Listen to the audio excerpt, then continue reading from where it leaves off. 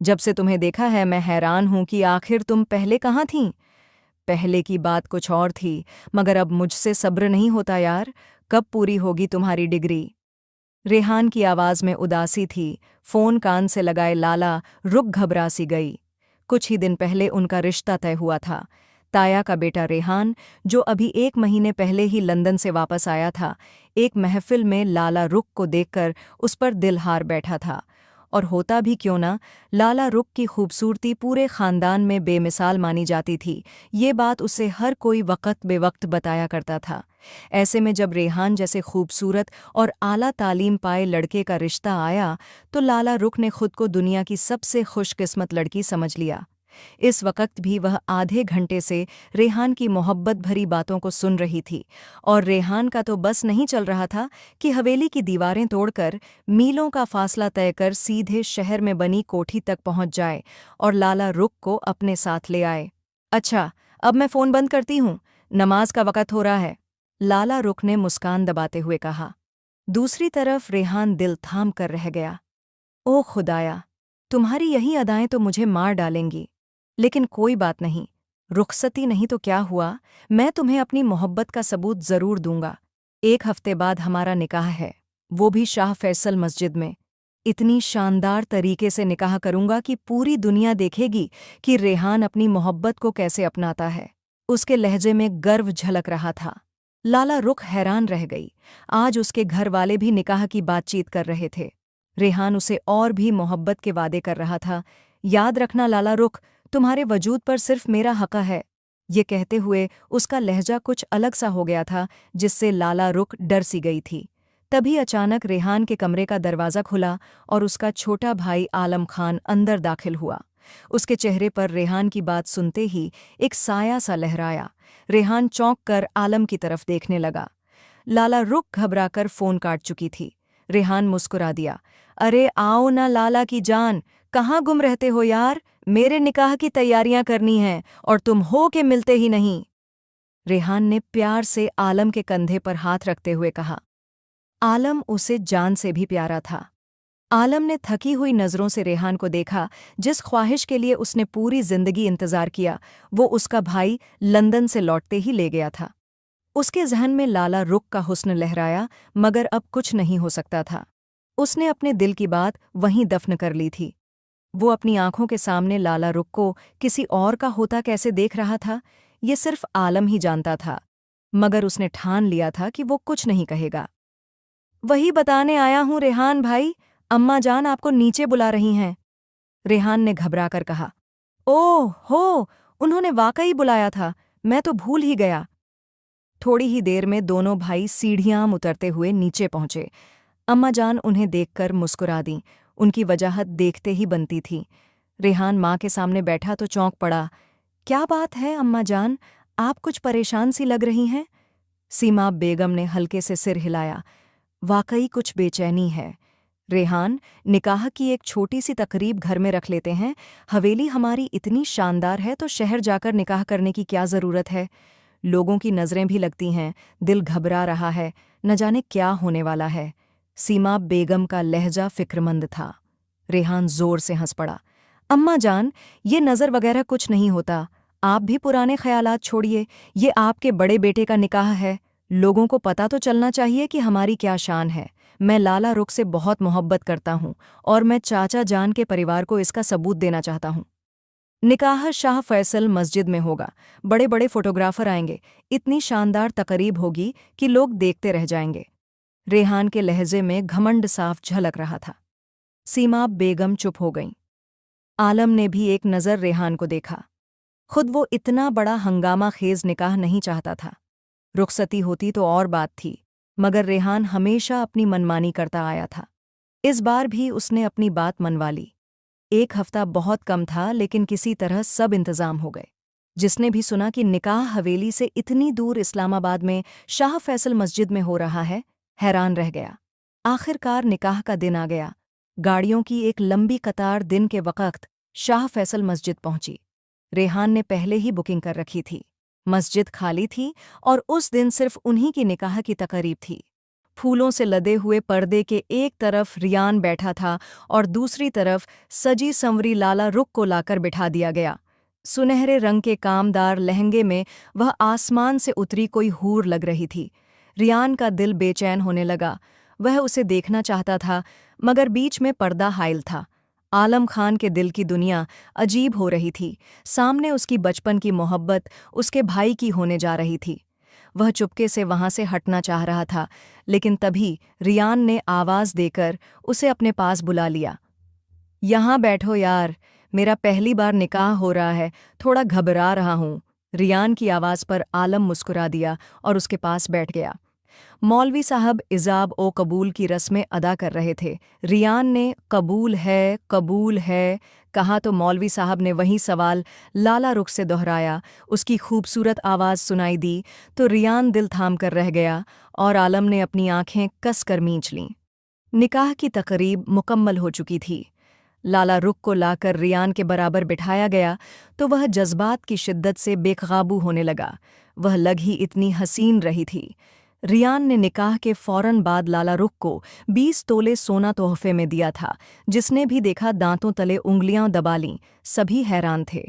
लाला रुख के घरवाले भी, जो हैसियत में किसी से कम नहीं थे, ये सब देखकर मुतासिर हो रहे थे। सभी को एहसास हो गया था कि रियान लाला रुख से कितनी मोहब्बत करता है। जज्बात लुटाती निगाहों से लाला रुख की तरफ देखते हुए रियान ने अपनी जेब से निकाह की अंगूठी निकाली और उसके हाथ में पहना दी। वह भी अच्छी खासी कीमती अंगूठी थी। फोटोग्राफर धड़ाधड़ तस्वीरें खींच रहा था। वो दोनों साथ बैठे हुए चांद और सूरज को मात दे रहे थे, मगर वो दोनों नहीं जानते थे कि सामने खड़े सैकड़ों अफराद में बहुत सी निगाहें ऐसी थीं जिनमें सिर्फ और सिर्फ हसद था। शाम के साए ढलने लगे थे। मेहमानों के लिए खाना खोल दिया गया था। कई तरह की डिशें थीं। रियान ने पानी की तरह पैसा बहा दिया था। सिमाब बेगम का दिल घबरा रहा था। वो लगातार तस्बीह पढ़ रही थीं। पता नहीं आज क्यों सुबह से उनकी तबीयत अजीब सी हो रही थी। वो बेचैनी महसूस कर रही थीं।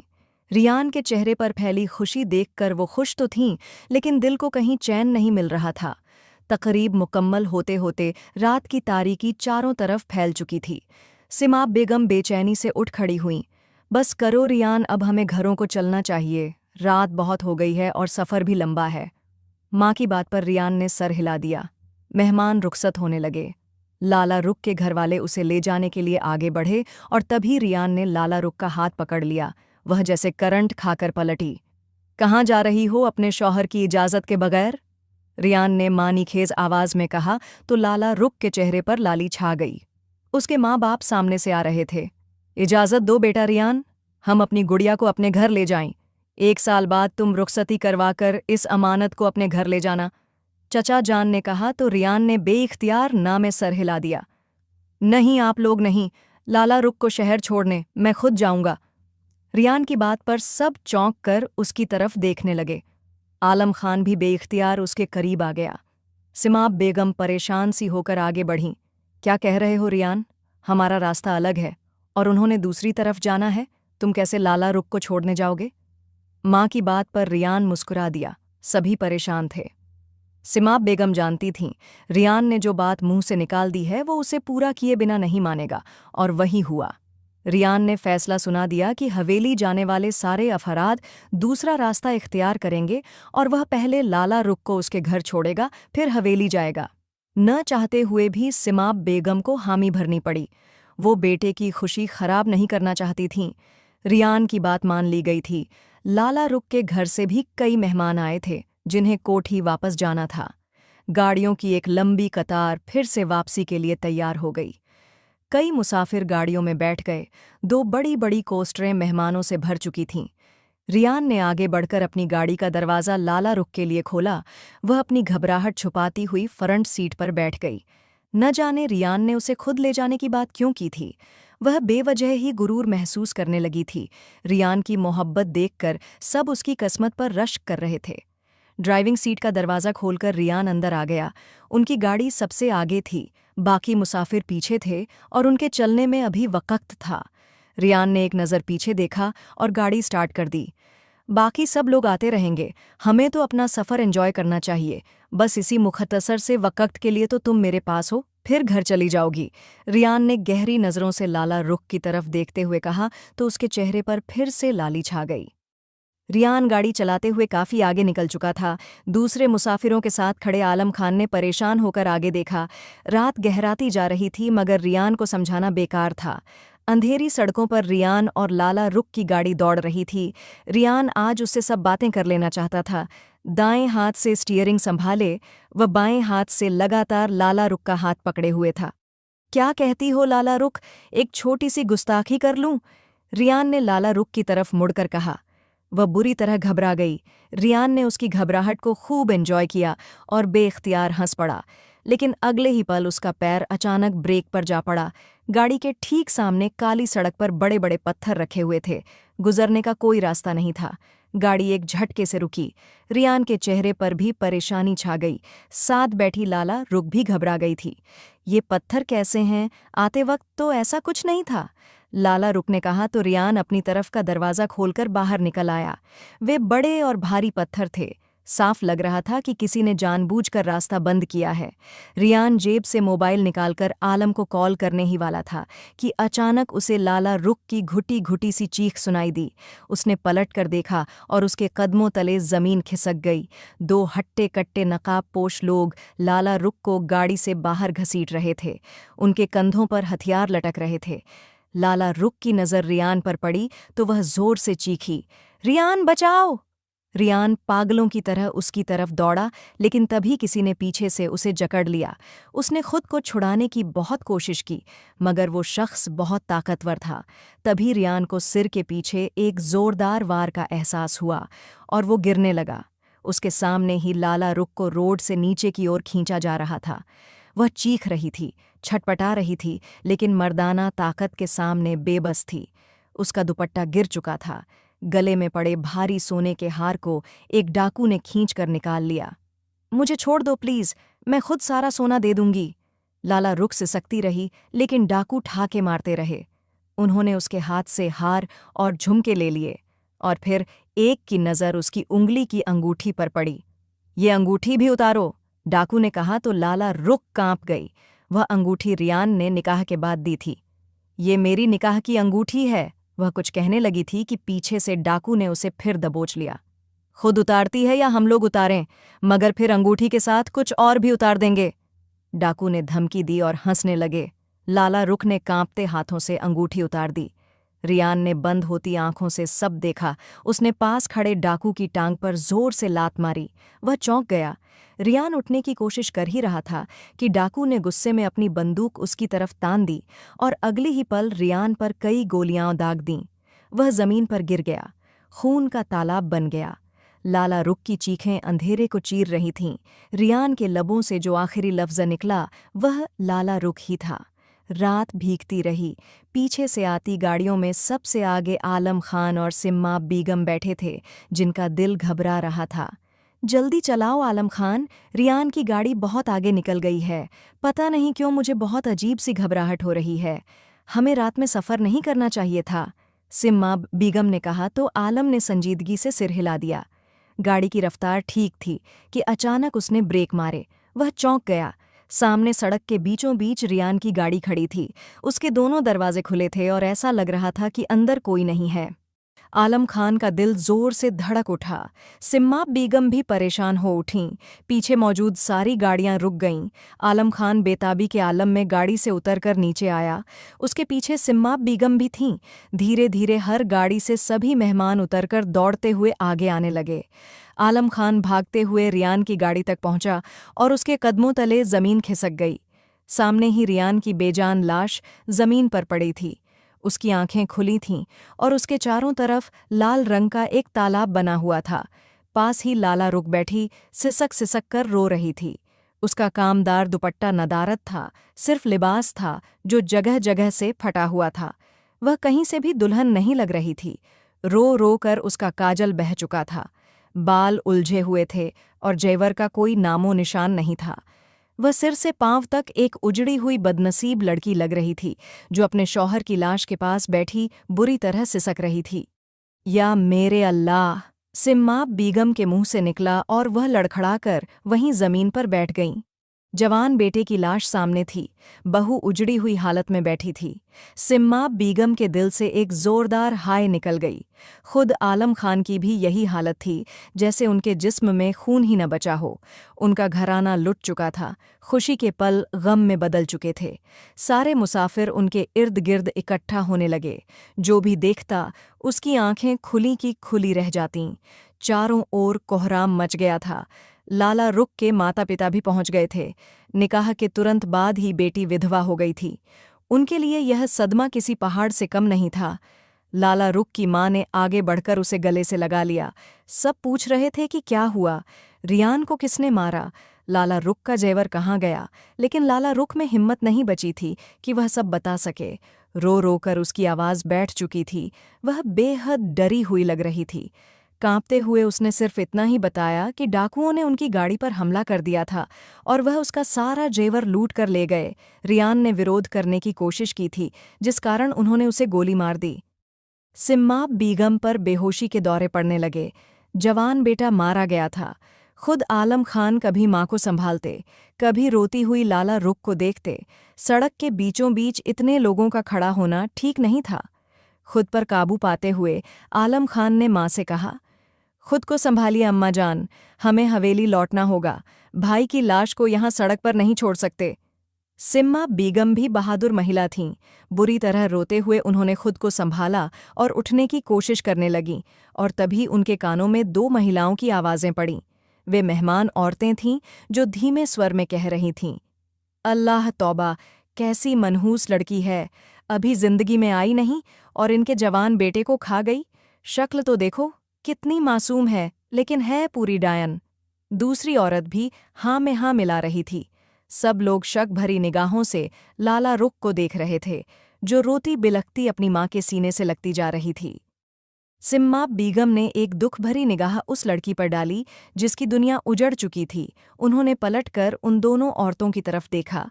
अगरचे उनका गम पहाड़ जैसा था, मगर वे नमाजी औरत थीं, उनसे यह सब सहन नहीं हुआ। शर्म करो रुखसाना, इसमें भला लाला रुख का क्या कसूर है। ये तो किस्मत का लिखा था, जो आज होना ही था। और वैसे भी मैं रियान को कई दिनों से कह रही थी कि दिखावा करने की ज़रूरत नहीं। जिस तरह शोर शराबा करके हमने ये निकाह किया है, ज़रूरी है कि इसे नज़र लग गई हो। सिम्माब बीगम ने मुश्किल से इतना ही कहा। सामने खड़ी औरतों ने मुंह बनाना शुरू कर दिया। नज़र? अरे काहे की नज़र? नज़र तो सिर्फ तुम्हारे बेटे को ही लगी थी। उसके साथ बैठी लड़की तो बिल्कुल ठीक ठाक है, सिर्फ उसका जेवर ही तो लूटा है ना। तुम बेवजह उसकी पर्दापोशी मत करो। इस बात पर सिम्माब बीगम को बहुत गुस्सा आ गया। खामोश हो जाओ, उसके बारे में कोई कुछ न बोले, उस पर भी पहाड़ टूटा है। जिस तरह मैं गमजदा हूँ, उसी तरह वह भी है। नज़र लगना हकीकत है, ये ऊँट को हांडी में और इंसान को कब्र में पहुँचा देती है। क्या तुमने वह हदीस नहीं सुनी? रियान नज़र का ही शिकार हुआ है, और अब मैं इस बारे में और कोई बात नहीं सुनूंगी। सिम्माब बीगम की आवाज़ में सख्ती उतर आई थी। वह दिल ही दिल में अल्लाह से सब्र मांग रही थीं, जिसने इतना बड़ा गम उनके बूढ़े दिल पर उतार दिया था। रियान की लाश को आलम खान ने कई लड़कों की मदद से गाड़ी के पिछले हिस्से में एहतियात से रखवाया था। अब उसकी गाड़ी कोई और चला रहा था। अगले मोड़ से वापस मुड़ते हुए सारी गाड़ियां हवेली की ओर रवाना हो गईं। लाला रुख ने अपने माता पिता के साथ जाने से इनकार कर दिया था। फिलहाल माहौल इतना भारी और दुख भरा था कि चाचा जान का परिवार भी हवेली आना ही बेहतर समझा। खुद आलम खान की आंखें बार बार भर आती थीं, मगर बैक मिरर में दिखती होशो हवास से बेगानी लाला रुख को देखकर उसके दिल में कुछ कुछ होता था। सुबह के करीब रियान की लाश लेकर वे सब हवेली वापस पहुंचे। जो शहनाइयों में रुखसत हुआ था, अब आह ओ बुका के साथ लौट आया था। पूरे गांव को पता चल गया था कि रियान खान की मौत हो गई है। हवेली में कोहराम मचा हुआ था। सिम्माब बीगम बार बार बेहोश हो जाती थीं, मगर फिर भी खुद को संभालने की कोशिश कर रही थीं। दोपहर के समय रियान खान को दफना दिया गया। बहुत ही मनहूस कदम है ये लड़की, और सिम्माब बीगम उसे फिर से इस हवेली में ले आई हैं। उन्हें तो वहीं से उसके माँ बाप के साथ भेज देना चाहिए था। जवान बेटे को खा गई, न जाने और कितना नुकसान करेगी। लाला रुक के ठीक पीछे बैठी। कुछ औरतें कानाफूसी कर रही थीं। उसकी आंखें फिर से भीग गईं और तभी सिम्माब बेगम मुश्किल से अपनी जगह से उठीं। कुछ खुदा का खौफ करो तुम लोग। अगर मेरा जवान बेटा मरा है तो उसका शौहर इसका भी था। वो निकाह के तुरंत बाद ही विधवा हो गई है। इसके हाल पर रहम करो। लाला रुख के बारे में अगर आगे किसी ने ऐसी बात की तो मुझसे बुरा कोई नहीं होगा। सिम्माब बेगम की आवाज़ सख्त थी। गांव की औरतें उठकर जाने लगीं। आखिरकार बड़े कमरे में सिर्फ लाला रुख और उसके माता पिता रह गए। सिम्माब बेगम सोफे पर तस्बीह हाथ में लिए बैठी थीं। तभी आलम खान अंदर दाखिल हुआ। लाला रुख को देखते ही उसने नज़रें चुरा लीं। वह जानता था कि अब वह इद्दत में है। इजाज़त दीजिए बहन, हम लाला रुख को अपने घर ले जाएंगे। उसकी हालत ऐसी नहीं है कि यहाँ रह सके, और वैसे भी अब रियान तो रहा नहीं, उसका अब यहाँ से क्या ताल्लुक। चाचा जान गमगीन आवाज़ में कह रहे थे। सिम्माब बेगम अचानक चौंक गईं। क्या कह रहे हो सरफराज? यहाँ उसका क्यों कोई नहीं है? ये मेरी बेटी जैसी है, रियान की आखिरी निशानी है। वो इससे कितनी मोहब्बत करता था। ये मेरी आंखों के सामने रहेगी तो मेरे दिल को ठंडक मिलेगी। और वैसे भी इसे अपनी इद्दत पूरी करनी है। अगर लाला रुख चाहे तो इद्दत के दिन ये मेरी हवेली में पूरे कर ले, तब तक मेरे दिल को भी सब्र आ जाएगा। बात के अंत में सिम्माब बेगम की आवाज़ एक बार फिर भीग गई। चाचा जान ने चौंक कर अपनी बेटी लाला रुख की ओर देखा, जो सदमे से निढाल थी। उसने बड़ी मुश्किल से अपने पिता को देखा और सिर हिला दिया। ये इस बात का इशारा था कि वह भी हवेली में ही समय गुजारना चाहती है। उसे रियान का कमरा दे दिया गया, खुशबुओं से महकता वह कमरा जिसका मालिक अब इस दुनिया में नहीं रहा। उस बिस्तर पर बैठते ही लाला रुख फूट फूट कर रो दी। दिन बीतने लगे। तीसरे दिन तक लगभग सभी मेहमान अपने घर लौट चुके थे। लाला रुख कमरे से बाहर कम ही निकलती थी। उसने एक बड़ी सी सफ़ेद चादर से खुद को ढक लिया था। उसका सौंदर्य गम में ढलकर और भी कयामत ढाने लगा था, मगर न जाने क्यों वह एकदम चुप हो गई थी। ज़मीनों के सभी काम पहले भी आलम खान ही देखा करता था, मगर अब दिल कुछ भारी रहने लगा था। उस रात भी जब वह देर रात हवेली पहुंचा तो लगभग सभी सो चुके थे। किचन में आहट से उसे अंदाज़ा हुआ कि वहाँ कोई है। भूख तो लगी ही थी, इसलिए वह किचन में चला आया, मगर दरवाजे पर ही रुक गया, क्योंकि सामने लाला रुख खड़ी थी। डीले बंधे बालों की छोटी से कुछ लटें उसके चेहरे के इर्द गिर्द लटक रही थीं। काले रंग के लिबास में उसकी गुलाबी रंगत चमक रही थी। वह परेशान नज़रों से अलग अलग कैबिनेट खोलकर शायद कुछ ढूंढने की कोशिश कर रही थी। आलम खान की नज़र हटना ही भूल गई। उसे उसका एक एक नक्शा याद था। बचपन से लेकर अब तक, सिवाय लाला रुख के, उसने कभी किसी और लड़की के बारे में सोचा ही नहीं था। मगर ये किस्मत का कैसा इम्तिहान था कि उसी लड़की को उसने पहले अपने भाई की दुल्हन बनते और फिर उसकी इद्दत में जाते देखा। क्या ढूंढ रही हो? आलम खान की नर्म आवाज़ पर वह चौंक कर पलटी। उसने बेइख्तियार ही अपनी चादर सर पर ठीक की। उसकी बड़ी बड़ी आंखों में परेशानी थी। मैं चाय बनाने लगी थी। मेरे सिर में बहुत दर्द हो रहा है, मगर मुझे पत्ती नहीं मिल रही। नौकरानी सो चुकी है और मुझे अच्छा नहीं लग रहा कि किसी को उठाऊं। उंगलियां मरोड़ते हुए लाला रुख ने जवाब दिया। आलम खान धीरे से आगे बढ़ा, एक कैबिनेट खोला और चाय की पत्ती निकालकर उसके सामने रख दी। नौकरानी की आदत है, डिब्बा कुछ और होता है, सामान कुछ और। देखो, आइसक्रीम के डिब्बे में चाय की पत्ती रखी है। आलम खान मुस्कराते हुए बोला। लाला रुख भी हल्के से मुस्करा दी। आलम खान ठिठक गया। वह चाय बनाने के लिए पतीला रखने लगी, अब माचिस ढूंढ रही थी। किचन से अनजान होने की वजह से उसे कुछ भी नहीं मिल रहा था। न जाने आलम खान के दिल में क्या आया। उसने अपने हाथ में पकड़े कागज़ किचन की स्लैब पर रखे और कहने लगा, पीछे हटो, चाय मैं बना देता हूँ। आज मेरे हाथ की चाय पीकर देखो, मैं बहुत अच्छी चाय बनाता हूँ। लाला रुख हैरानी से उसे देखती रही। क्यों, तुम्हें कोई शक है मेरे अच्छे शेफ होने पर? चाय का पानी डालते हुए आलम खान ने व्यस्त अंदाज में उससे पूछा तो वह झेंप कर मुस्कुरा दी। नहीं नहीं, मुझे क्यों शक होगा। शायद उसे चाय की बहुत ज़रूरत महसूस हो रही थी, इसलिए वह वहीं खड़ी रही। क्या सोचा है तुमने इद्दत के बाद? क्या फिर से अपनी पढ़ाई जारी रखोगी? आलम खान की बात पर लाला रुख के चेहरे पर एक तकलीफदेह असर उभर आया। हाँ, कोशिश तो करूंगी। इसके अलावा और क्या कर सकती हूँ? लाला रुख ने उदासी से जवाब दिया। यूं ही चाय बनाते हुए दोनों छोटी छोटी बातें करते रहे। आलम खान को ऐसा लग रहा था जैसे उसके वजूद का अधूरा हिस्सा पूरा हो गया हो। लाला रुख की पास मौजूदगी उसकी धड़कनों को तेज कर रही थी, लेकिन वह जानता था कि लाला रुख इद्दत में है।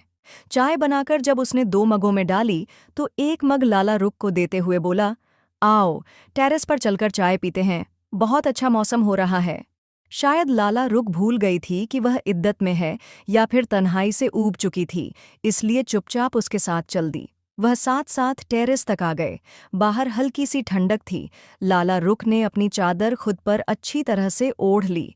आलम खान ने वाकई बहुत अच्छी चाय बनाई थी। दोनों बातों में इतने मशगूल हो गए कि वक्त कब बीत गया पता ही नहीं चला। अचानक लाला रुख चौंक उठी। काफी रात हो गई है, मुझे अपने कमरे में जाना चाहिए, कहते हुए वह अचानक मुड़ी और चली गई।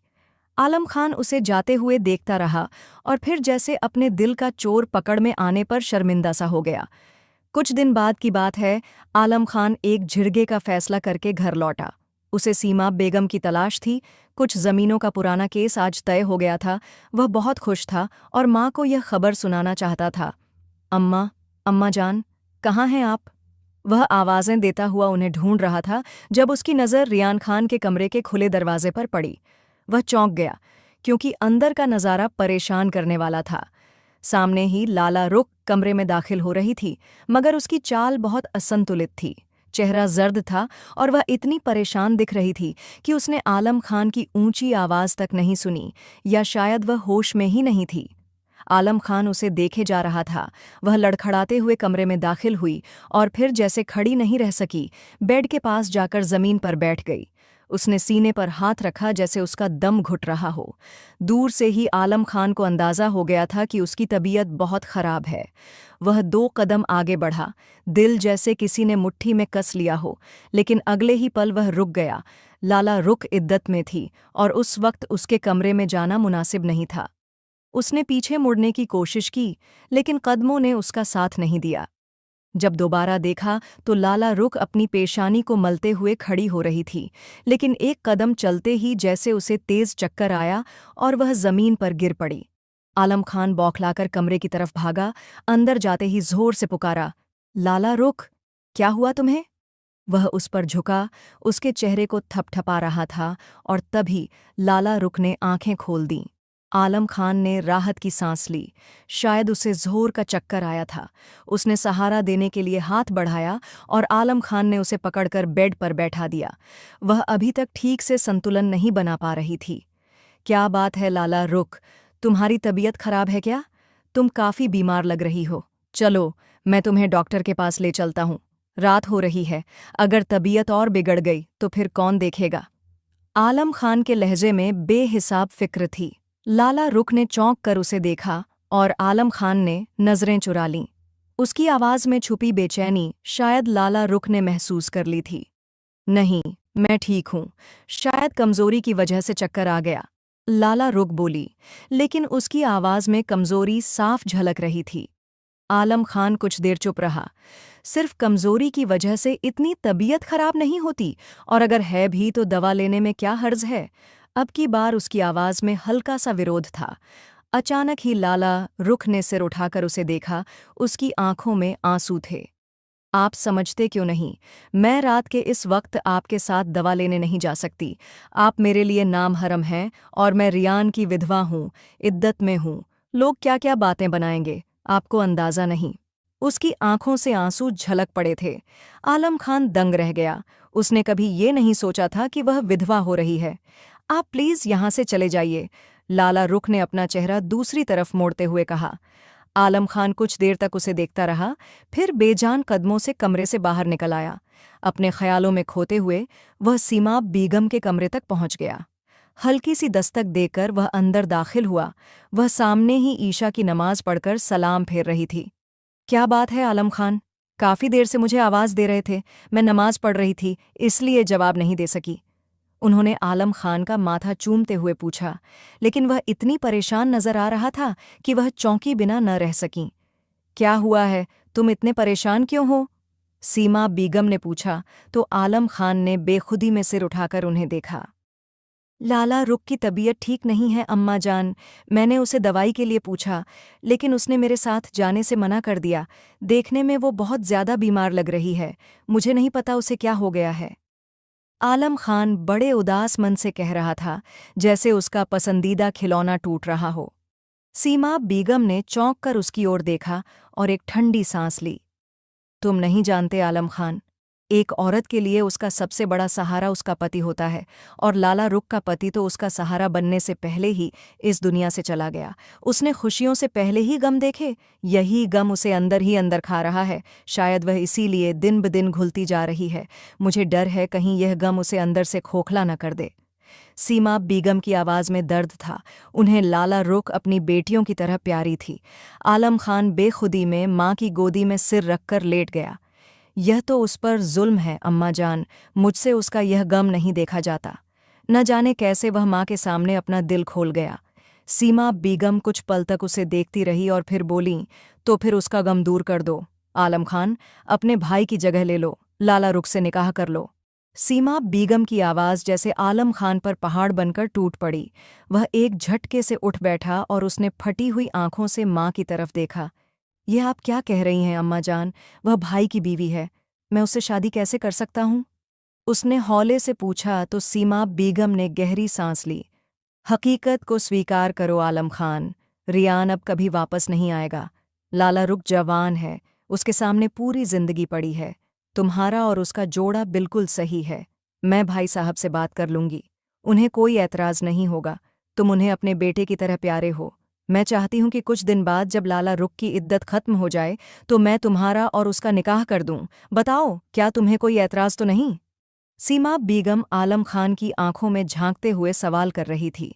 वह अपनी जगह पर सख्त खड़ा था। इनकार कैसे करता? कुछ ही पलों में माँ ने उसकी पूरी दुनिया उसकी झोली में डाल दी थी। इससे ज्यादा खुशी की बात और क्या हो सकती थी? बेइच्छा ही उसका सिर हाँ में हिल गया। सीमा बेगम ने आगे बढ़कर उसका माथा चूम लिया।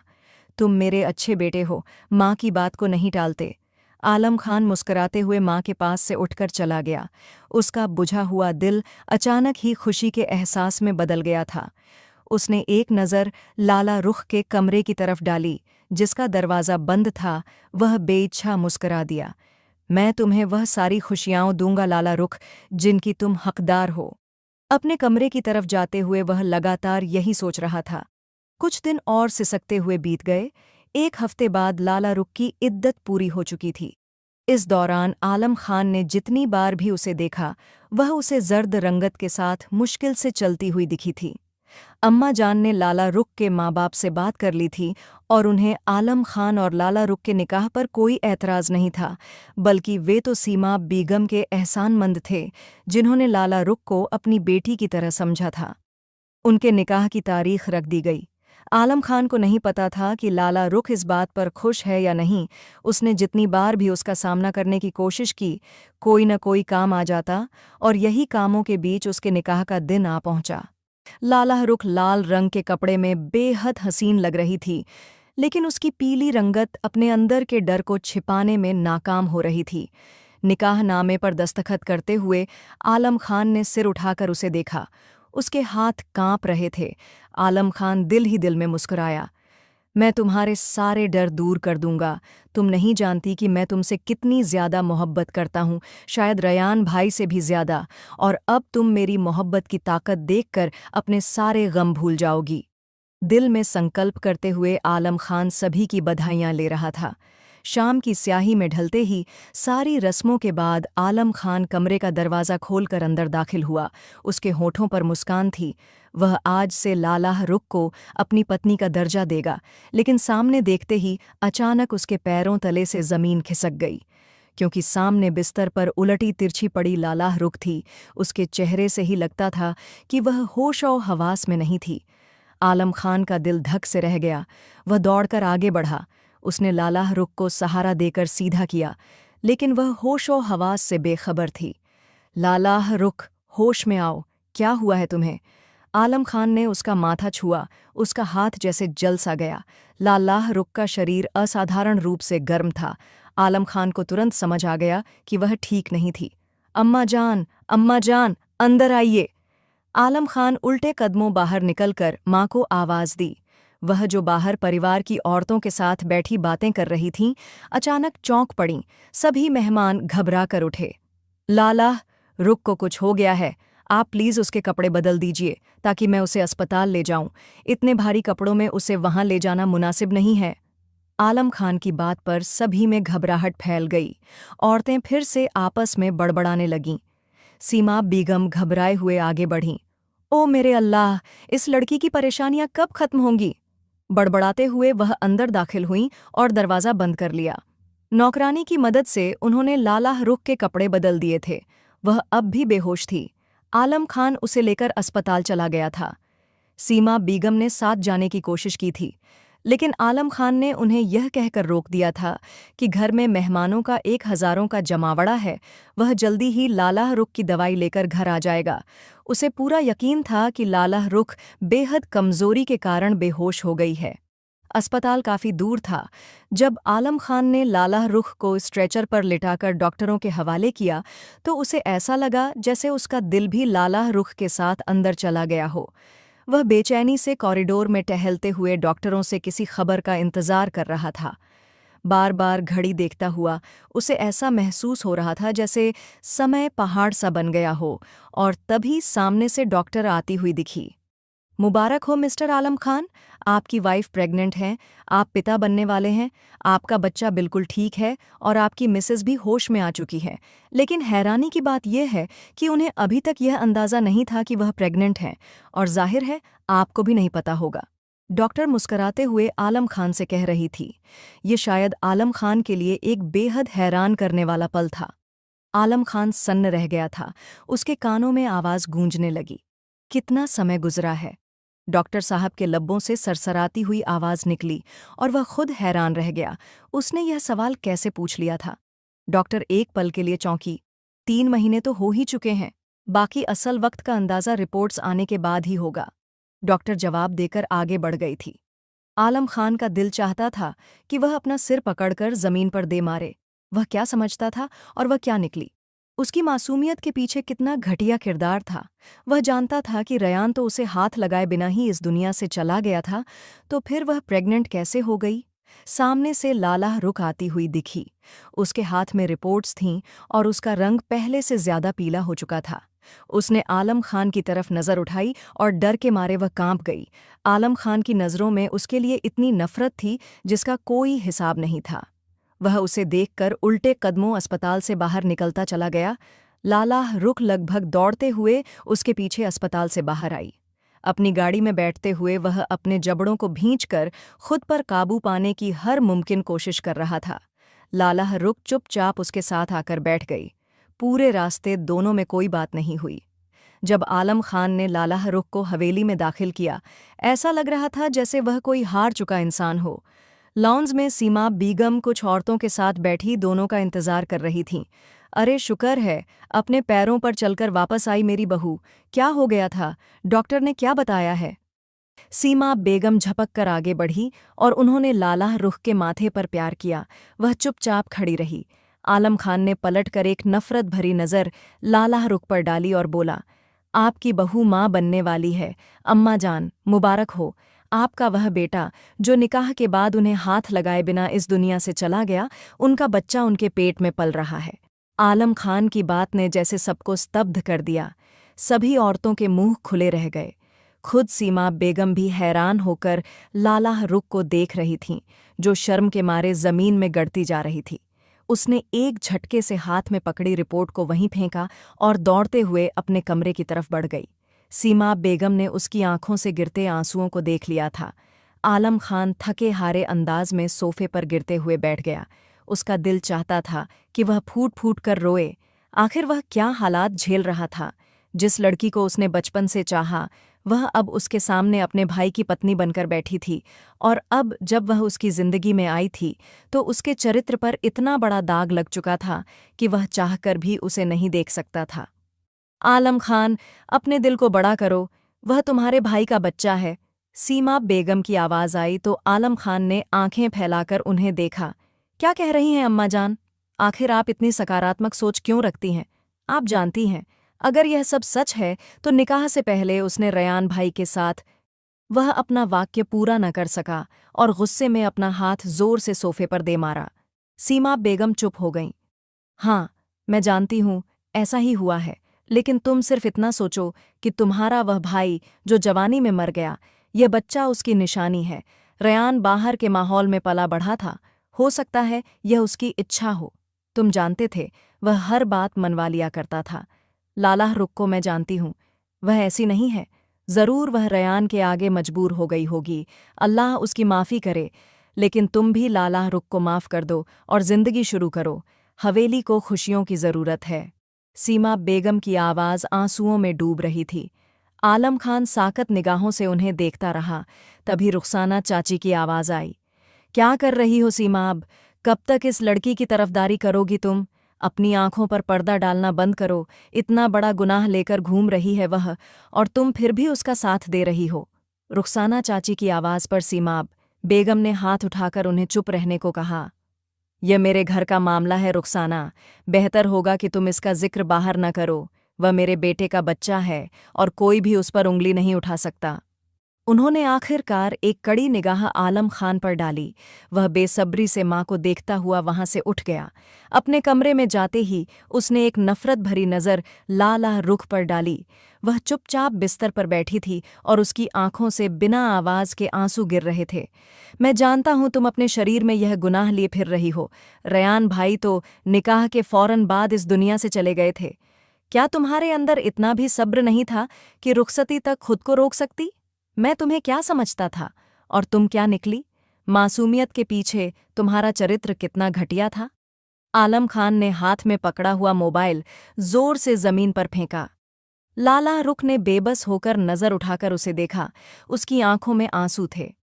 मगर मैं तुम्हें स्वीकार कर लूंगा, क्योंकि यह मेरे भाई का बच्चा है। लेकिन भूल जाओ कि मैं तुमसे कभी मोहब्बत से रह पाऊंगा।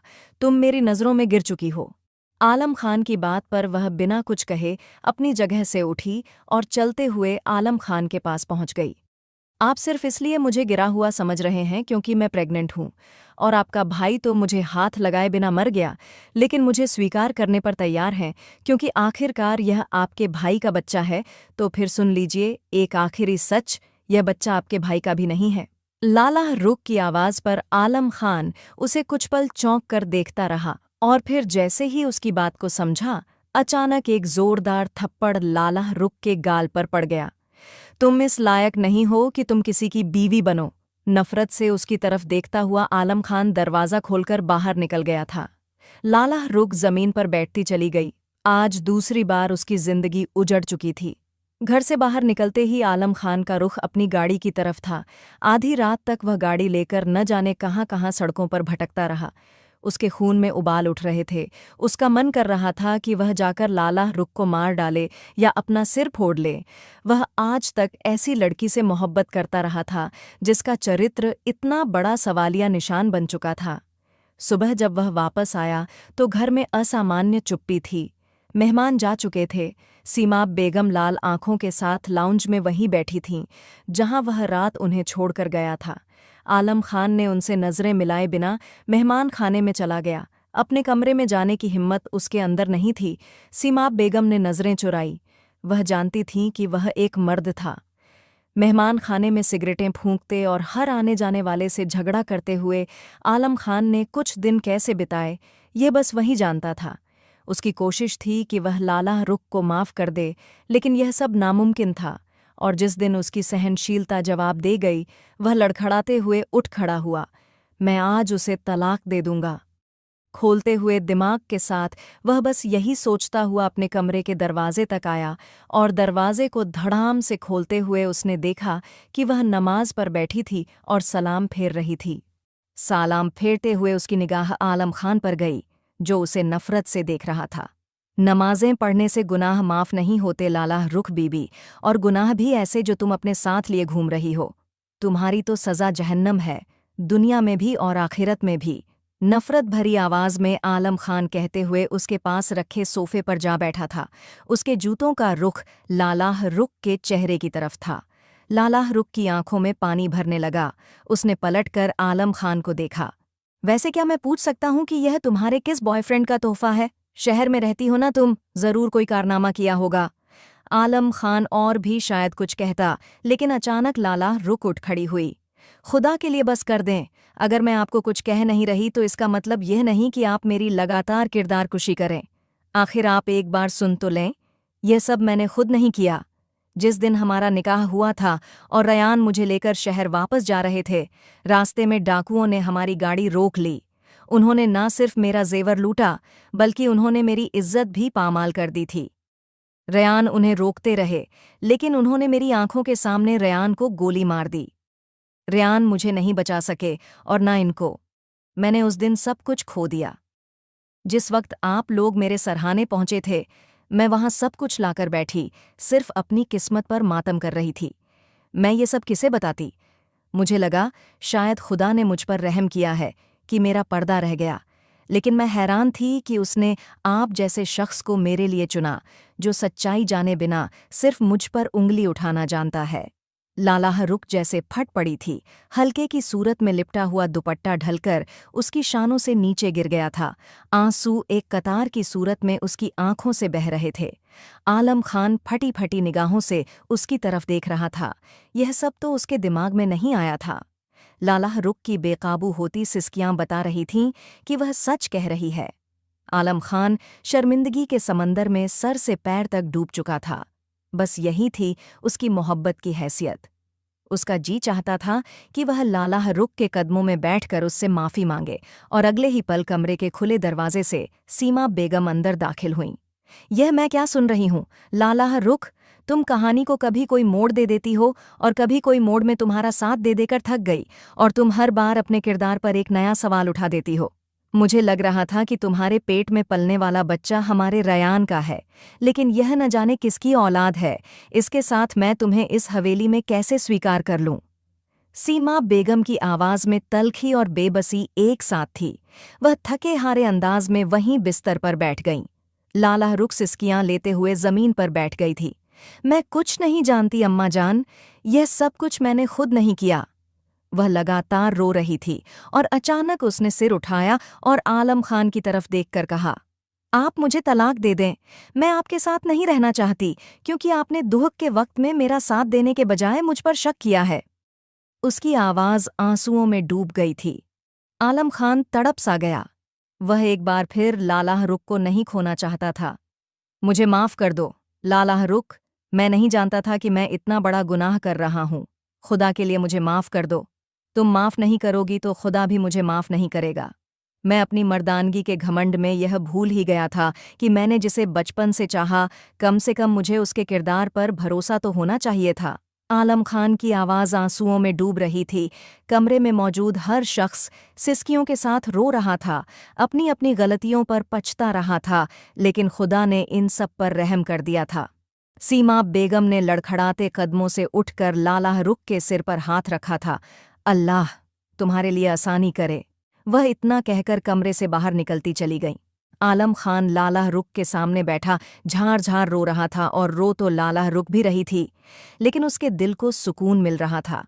आखिरकार खुदा ने उसकी सभी परीक्षा के बाद उसे ऐसा पति दे दिया था जो अब जिंदगी भर कभी उसकी तरफ शक नहीं कर सकता था। आलम खान ने आगे बढ़कर लालाह रुख को अपने आंचल में ले लिया था। उसके सिसकते हुए शरीर को सहारा देते हुए वह खुदा से माफ़ी मांग रहा था। बेशक उनका नुकसान बहुत बड़ा था, लेकिन नुकसान के बाद के मुआवजे का वादा तो खुदा ने किया ही था। उन्हें आने वाले अच्छे दिनों की उम्मीद थी।